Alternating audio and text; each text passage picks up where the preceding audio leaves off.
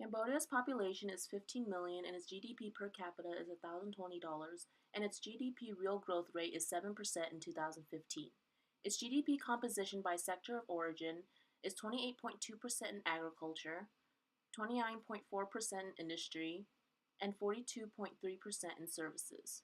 The top 8 strongest economies in the world have an agriculture sector of less than 10% and a services sector of more than 65%. Cambodia's history is wrought with atrocities, civil conflict, violence, and displacement. With it comes malnutrition, neglect, and a lack of infrastructure needed to lift this country out of the trap of extreme poverty.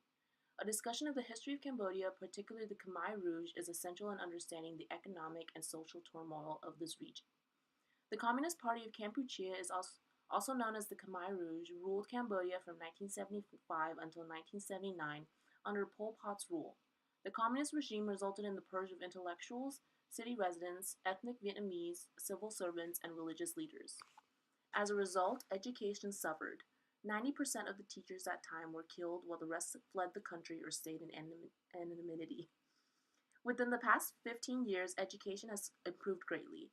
The Constitution now mandates a compulsory education for everyone.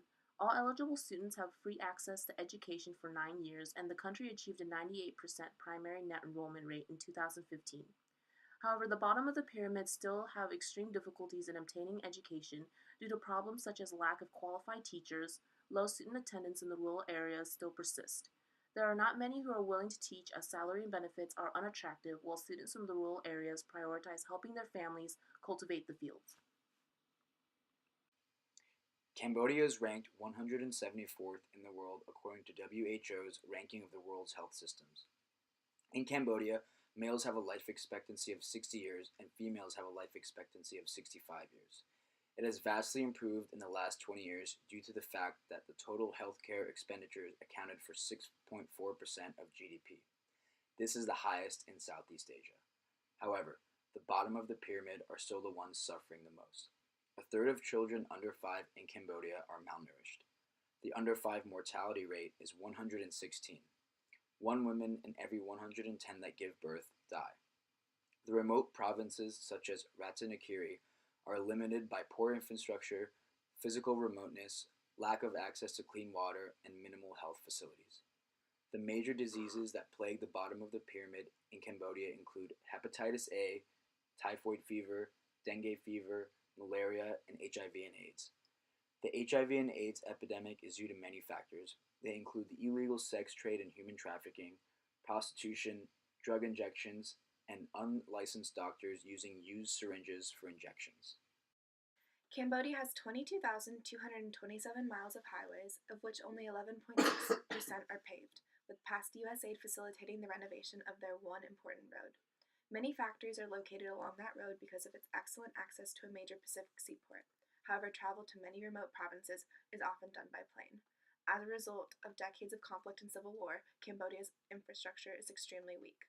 Cambodia has joined the internet and has a .kh suffix. However, internet access in Cambodia is extremely expensive relative to local income levels, which greatly restrict the use of the internet by non-wealthy Cambodians. In Cambodia's agriculture sector, traditional forms of power, such as water wheels, are still being used, but unfortunately, most of the population, especially in rural areas, does not have access to electricity. Prime Minister Hun Sen on Monday claimed that they are pushing to rapidly increase investment in its road, rail, sea, and air links if it is to take advantage of regional integration and remain internationally competitive. The economy of Cambodia currently follows an open market system with free trade and has seen rapid economic progress in the last decade. Cambodia's GDP and per capita income have been increasing rapidly, but are still relatively low compared to neighboring countries. In 1995, with a GDP of 2.92 billion, the government of Cambodia decided to transition from a planned economy to its current market-driven system. Following these changes, growth has been at an average of 7%, while inflation has dropped from 26% to just 6%. Due to regional economic crises, civil unrest, and political infighting, the economy of Cambodia took a big hit in the years of 1997 and 1998. Foreign investments declined and the government was forced to implement economic reforms which helped the country to reignite growth. While there are positive signs for Cambodia's economy, the country still faces obstacles as an emerging economy.